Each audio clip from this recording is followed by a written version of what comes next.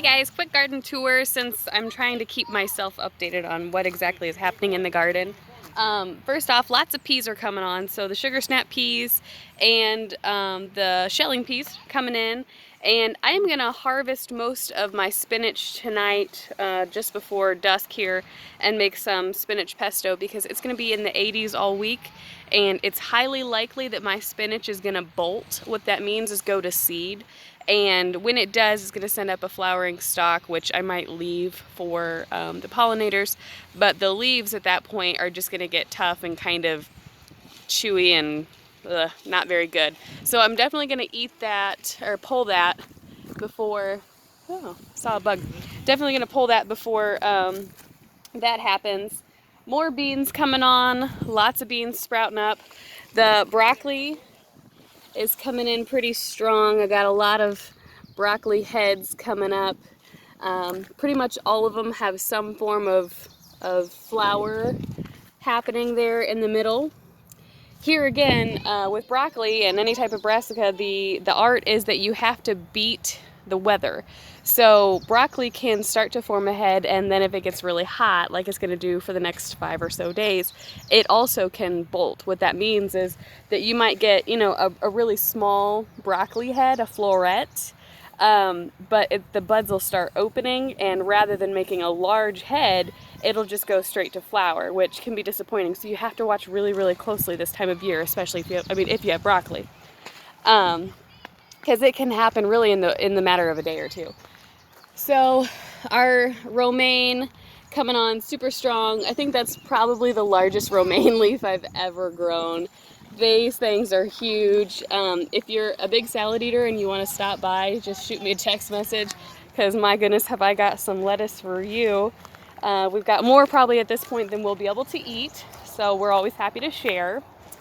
I told you the peas were coming on strong. You can see here we've got, these are some shelling peas, and they're coming in pretty thick.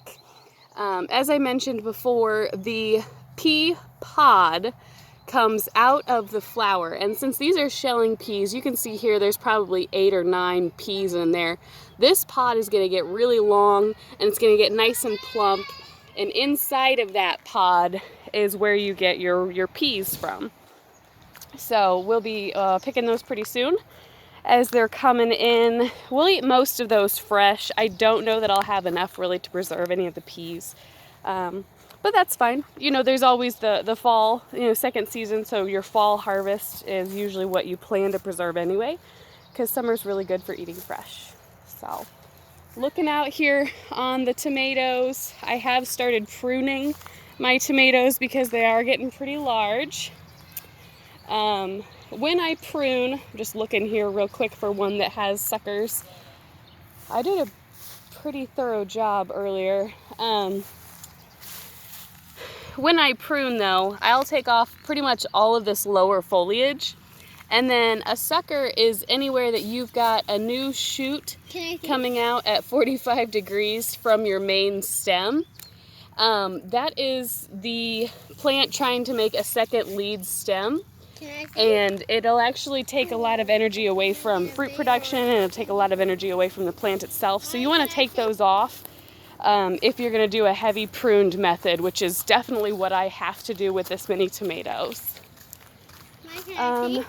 These first 2 rows I have not planted yet, and I'm getting really close to being done putting everything in the ground. So if you have suggestions on what you would do if you had an extra, 20 or so linear feet of garden space, let me know what you would do, because I don't know, I need some ideas there. We got our peppers planted here. Hi, Ashby. Hi. Oh boy, you look sweaty like you've been working. Yeah, and I got sunburn. You got a sunburn? Yeah. Well, let's see it. Oh my goodness. Yeah. That's why I kind of am walking slowly. Yeah. I found this trash on that plant. Okay, well, can you throw the trash in the garbage? Of course. I'll cool. come back later and get in the video then. Okay, he'll come back later to tell us more in the video. So we've got our peppers going here. And I will be pruning peppers too. So I'm really big on pruning to enhance fruit production. And now that these are in the ground, and probably next week once they're really nice and established, I will count up to the 3rd leaf set. As long as you see there's some growth happening here in any offshoot, I will snip that off. It'll increase the branching on that pepper. And then the idea is that you'll get more fruit off of your peppers that way. Not that we really need it with so many, but if you can't maximize production, you know, why not? So I got my last potatoes in the mail, and they are some 2 specialty varieties and just a regular old variety, but they are early season potatoes. So we put those in. They will actually be harvesting right about the same time as the other potatoes. So that'll be pretty nice. Here's a tomato. I haven't done this side yet.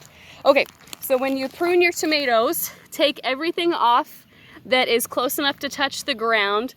And then this here is a sucker. See how it comes out at that 45? It comes out right in that elbow. Just pinch it off.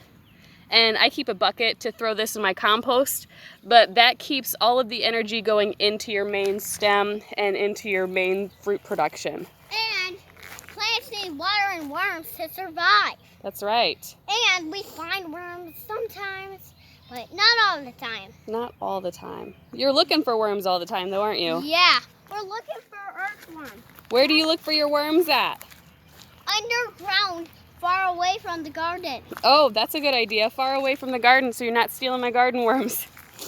This is something really fun and kind of cute. That's a baby pumpkin. Of course, this is not fertilized yet. It's not going to be set fruit unless these other buds open first and pollinate that flower. Also, but it's always a try. Look for worms outside there to see if there's any earthworms. Earthworms. And also, earthworms are what help the garden.